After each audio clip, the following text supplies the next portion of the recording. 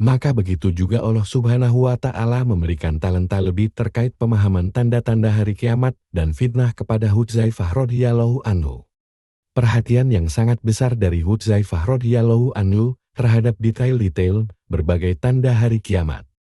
Dan didukung oleh perhatian yang diberikan Rasulullah Shallallahu Alaihi Wasallam kepada kecenderungan yang dimilikinya. Merupakan isyarat yang penting agar kita meminta nasihat terhadap orang-orang yang mempunyai kapabilitas dan pakar dalam bidangnya. Khususnya bidang yang erat kaitannya dengan rukun iman. Iman kepada hari akhir. Hadits tersebut juga memberikan isyarat bahwasanya untuk mendalami bidang kajian ini sangat diperlukan kemampuan yang tinggi. Apalagi jika telah memasuki detail-detailnya, karena bidang ini memang sulit untuk dikaji. Di samping keumuman dalil-dalilnya, juga menuntut kejelian analisa yang mumpuni. Sehingga tepat dalam menerapkan, serta menghubungkan berbagai pertanda dalam hadits yang ada. Dengan kejadian-kejadian yang sedang dialami umat Islam. Hudzaifah bin al-Yaman radhiyallahu anhu berkata, "Demi Allah, aku tak tahu apakah para sahabatku itu lupa, ataukah pura-pura melupakannya. Demi Allah, Rasulullah Shallallahu Alaihi Wasallam tidak pernah melewatkan satu nama pun di antara para pemimpin tukang fitnah. Yang jumlahnya 306 nama lebih hingga dunia mengalami kehancurannya, melainkan beliau menyebutkan namanya, nama ayahnya, dan nama kabilahnya."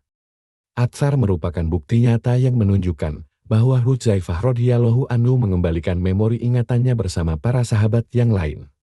Terkait berbagai fitnah terhadap dua perkara, apakah mereka benar-benar lupa atau pura-pura lupa? Komentarnya ini merupakan hal yang amat wajar dan biasa dalam sebuah majelis ilmu. Namun Hudzaifah radhiyallahu anhu berbeda dengan para sahabat yang lain. Dia menaruh perhatian yang sangat besar terhadap permasalahan fitnah dan tanda-tanda hari kiamat. Oleh karena itu sangatlah wajar jika apa yang ada di dalam ingatannya itu, khusus mengenai hal ini, lebih banyak dibandingkan dengan para sahabat yang lain yang juga turut mendengar penuturan dari Rasulullah Shallallahu Alaihi Wasallam. Hadits tersebut menyiratkan secara jelas bahwa Hudzaifah radhiyallahu anhu mendalami kajian ini untuk menjadi spesialisasinya. Di sisi lain, hadits ini sekaligus menyangkal bahwa Hudzaifah radhiyallahu anhu mendapat perlakuan khusus yang membuat dia dikultuskan. Dua bantahan terhadap argumen hak istimewa Hudzaifah radhiyallahu anhu. Bahwa Hudzaifah radhiyallahu anhu adalah penyimpan rahasia Rasulullah Shallallahu Alaihi Wasallam. Karena dia mendapatkan nama orang-orang munafik bukanlah menjadi alasan untuk mengklaim hak istimewa ada padanya. Dengan prasangka bahwa Rasulullah Shallallahu Alaihi Wasallam telah membeberkan beberapa rahasia kepadanya. Tanda-tanda hari kiamat yang tidak dibeberkan kepada para sahabat yang lain. Tidak adanya alasan yang dapat diterima dari klaim tersebut dapat diterangkan sebagai berikut. Pertama, di sini harus dibedakan bahwa pengetahuan Hudzaifah radhiyallahu anhu terhadap nama orang-orang munafik mempunyai hikmah tersendiri, yaitu demi mencegah terjadinya fitnah apabila nama-nama tersebut diekspos. Di sisi lain ada satu pertimbangan yang lebih masuk akal. Paling tidak ada satu sahabat yang menghafal nama-nama tersebut pada masa Nabi Shallallahu Alaihi Wasallam masih hidup. Sehingga para sahabat dan khalifah sepeninggal beliau mendapatkan jalan terang dan tidak kebingungan dalam menghadapi mereka. Dapat saja Hudzaifah radhiyallahu anhu mengekspos jika situasi memang diperlukan. Adapun masalah fitnah dan tanda-tanda hari kiamat, hikmahnya adalah akan lebih baik jika tanda-tanda hari kiamat tersebut diketahui oleh orang banyak agar umat Islam mendapat jalan terang dalam menapaki masa depannya. Kedua, tanda-tanda hari kiamat merupakan bagian inti dari risalah Islam. Sedangkan tuntutan penyampaian risalah ini mengharuskan adanya sekelompok sahabat yang mengetahui hal ini agar mereka mendapat petunjuk dalam urusan mereka. Puncak urgensi dari tersampaikannya kabar tentang tanda-tanda hari kiamat ini justru terletak pada tersebar luasnya berita-berita tersebut kepada halayak ramai. Bukan malah merahasiakannya atau dikuasai oleh seorang atau sebagian sahabat yang tentunya sangat bertentangan dengan visi dan misi dari penyampaian risalah yang diemban oleh Rasulullah Shallallahu Alaihi Wasallam. Terkait pendapat yang menyatakan bahwa penyampaian rahasia Rasulullah Shallallahu Alaihi Wasallam terbatas hanya kepada beberapa sahabat saja tentang fitnah yang benar-benar akan terjadi dalam waktu yang tidak lama setelah sepeninggal Rasulullah Shallallahu Alaihi Wasallam. Karena mengekspos nama-nama mereka justru akan mengguncang masyarakat Islam waktu itu. Walaupun sebenarnya hal ini telah disyaratkan oleh Rasulullah Shallallahu Alaihi Wasallam. Hanya saja di antara para sahabat itu berbeda tingkatan dan pemahamannya dalam menangkap isyarat yang diberikan oleh Rasulullah Shallallahu Alaihi Wasallam. Bagi mereka yang tahu akan makna dari berbagai isyarat tersebut, tentunya akan mudah untuk memahami bahwa fitnah ini akan terjadi tidak lama lagi di masanya. Ketiga, klaim hak istimewa terhadap seorang sahabat terkait tanda-tanda hari kiamat sangat bertentangan dengan metode serta petunjuk Rasulullah Shallallahu Alaihi Wasallam khususnya dalam ilmu ini. Siapa yang mencermati manhaj Nabi Shallallahu Alaihi Wasallam, khususnya dalam masalah yang terkait dengan fitnah, pergolakan, dan tanda-tanda hari kiamat, niscaya dia akan mendapati bahwasanya di antara petunjuknya adalah memilih waktu yang paling tepat di mana para sahabat banyak terkumpul. Barulah beliau membeberkan hal tersebut. Seperti khutbah wada, yang di dalamnya beliau secara sistematis menerangkan tentang fitnah dan tipu daya, khususnya tentang Dajjal, atau ajakan untuk menunaikan salat berjamaah. Tujuannya agar beliau berkesempatan mengingatkan apa yang dialami oleh Tamim radhiyallahu anhu dan berita tentang Dajjal. Adapun perkataan Hudzaifah radhiyallahu anhu dengan menggunakan dhamir mufrad kata ganti orang ketiga tunggal. Pada redaksi Akhbarani Rasulullah Shallallahu Alaihi Wasallam mengabarkan kepadaku. Kemungkinannya merupakan sanggahan dan sekaligus jawaban Rasulullah Shallallahu Alaihi Wasallam dari pertanyaannya tentang nasib buruk yang akan terjadi sesuai dengan apa yang dipahaminya. Kemungkinan yang lain, saat mengajukan pertanyaan tersebut Hudzaifah radhiyallahu anhu hanya bersama Rasulullah Shallallahu Alaihi Wasallam. Meskipun demikian, masing-masing kemungkinan tersebut bukan berarti perkataannya ini akhbarani. Menunjukkan Nabi Shallallahu Alaihi Wasallam membeberkan suatu rahasia kepadanya yang tidak dikatakan kepada para sahabat yang lain. Kemungkinan yang lain adalah perkataan Hudzaifah radhiyallahu anhu ini merupakan jawaban atas pertanyaan dalam momen tertentu.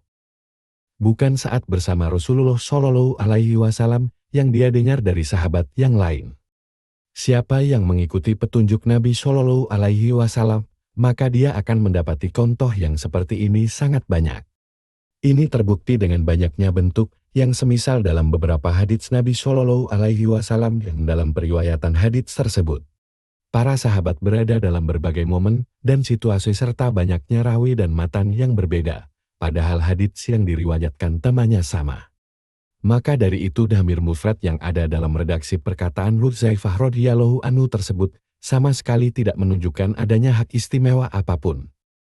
Di sisi lain, penggunaan redaksi seperti yang telah oleh disebutkan Hudzaifah radhiyallahu anhu tersebut sangat berkaitan dengan situasi ketika beliau menjawab pertanyaan yang diajukan olehnya.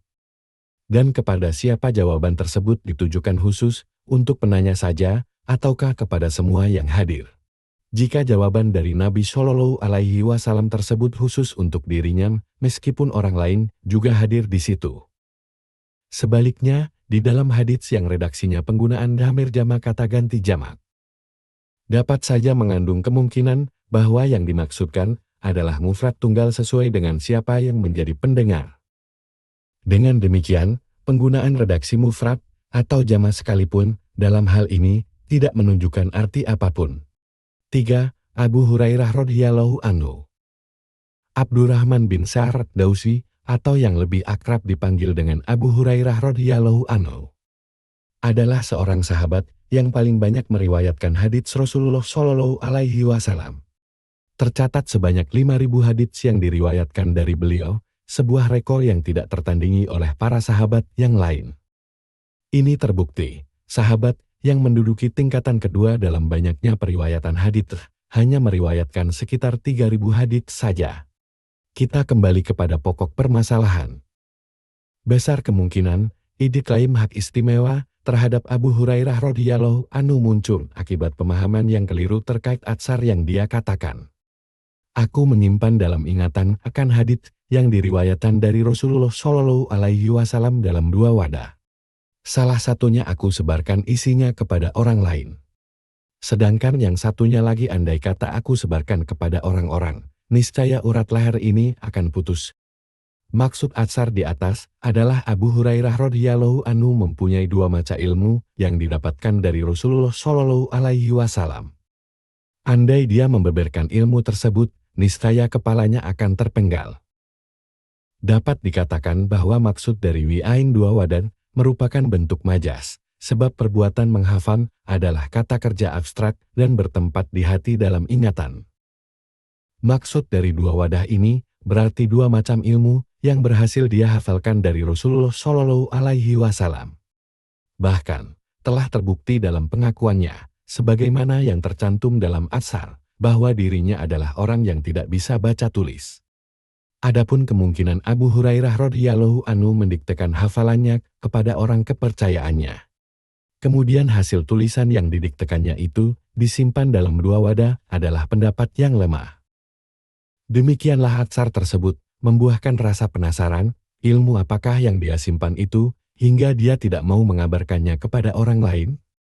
Menurut pendapat yang benar, sebagaimana yang dikatakan oleh para ulama hadits, bahwasanya pengetahuan yang disembunyikan itu berkisar tentang tanda-tanda hari kiamat dari hadits-hadits yang banyak menyinggung nama-nama para penguasa zalim dan sepak terjang mereka semasa hidupnya. Dan bukannya yang dia sembunyikan itu semua yang berkaitan dengan berbagai pertanda kiamat. Sebagaimana yang selama ini dipahami oleh sebagian orang. Buktinya Abu Hurairah radhiyallahu anhu mengaitkan terpenggalnya kepala dengan periwayatan hadits yang dia hafal. Ini berarti yang tidak dikabarkannya itu adalah hadits-hadits yang menyinggung para penguasa zalim yang hidup di masanya. Sedangkan mengenai hadits yang lain, maka tidak ada halangan sedikit pun bagi Abu Hurairah radhiyallahu anhu untuk mengeksposnya. Pemahaman ini juga diperkuat dengan penggunaan kinayah sindiran yang muncul dari keterangan apa yang disembunyikannya. Seperti ucapan Tawus ketika menyebut Rasu As-Sittin permulaan tahun 60 Hijriah atau dengan menyebutkan Imarah As-Sibyan penguasa yang masih kanak-kanak. Untuk menuding pemerintahan Yazid bin Muawiyah yang berkuasa pada tahun 60 Hijriah. Yang pada tahun tersebut terjadi tragedi besar pembantaian dalam sejarah umat Islam. Di samping itu, kemungkinan bahwa apa yang dirahasiakan oleh Abu Hurairah radhiyallahu anhu itu terkait dengan tragedi-tragedi besar yang seandainya dia ekspos, besar kemungkinan akan diingkari oleh orang-orang yang tidak sepaham dengannya. Atau mungkin juga mereka tidak menggubrisnya, atau bahkan mereka berbalik menuduhnya mengabarkan berita yang bukan-bukan. Sehingga membunuhnya karena kebodohan mereka tentang perkara tersebut. Ilmu inilah yang sepantasnya harus dirahasiakan dan tidak diekspos bagi orang yang tidak paham atau mengakibatkan pemahaman yang salah. Demikianlah atsar yang menyebabkan bias hak istimewa terhadap Abu Hurairah ini telah diperalat oleh kalangan kebatinan untuk menjustifikasi jargon mereka. Bahwa dalam agama terdapat 2 sisi yang berbeda, yaitu sisi lahir dan sisi batin. Maksud batin di sini adalah melepaskan diri dari agama itu sendiri yang mereka sangkakan sebagai agamanya orang-orang yang khusus hawas. Di kalangan pemikir kontemporer pun ada juga yang berusaha memperalat atsar ini dengan dalih. Pada mulanya Abu Hurairah radhiyallahu anhu merahasiakan apa yang dikabarkan kepadanya. Namun menjelang akhir hayatnya dia membeberkan semuanya itu dengan perasaan menyesal dan bersalah. Sehingga hadits-hadits yang dirahasiakannya itu, sebagiannya berhasil ditransformasikan secara rahasia. Ini terbukti dengan adanya manuskrip yang berada di tangan pemikir tadi. Mulailah dia menghembuskan berbagai permasalahan kontemporer yang dia nisbatkan kepada Abu Hurairah radhiyallahu anhu. Sungguh Abu Hurairah radhiyallahu anhu terbebas dari dakwaan yang seperti ini. Tetapi justru para tukang fitnah itulah yang memanfaatkannya untuk mempropagandakan kebatilan mereka. Demikian juga dengan redaksi Hafiz tu aku menghafal yang tercantum dalam atsar tersebut sama sekali tidak menunjukkan adanya hak istimewa pada dirinya terkait ilmu apapun. Sedangkan hadits yang terdapat dalam wadah yang dimaksudkan dalam atsar tersebut juga terdapat dalam riwayat para sahabat yang lain. Adapun tidak diriwayatkannya sebagian hadits yang terletak dalam wadah itu, lebih didasarkan pada kondisi tertentu yang dialami Abu Hurairah radhiyallahu anhu. Akan tetapi oleh para sahabat yang lain sebagian hadits tersebut tetap mereka riwayatkan berdasarkan dari apa yang mereka terima dari Rasulullah Shallallahu Alaihi Wasallam. Karena tiadanya halangan pada mereka sebagaimana yang dialami Abu Hurairah radhiyallahu anhu.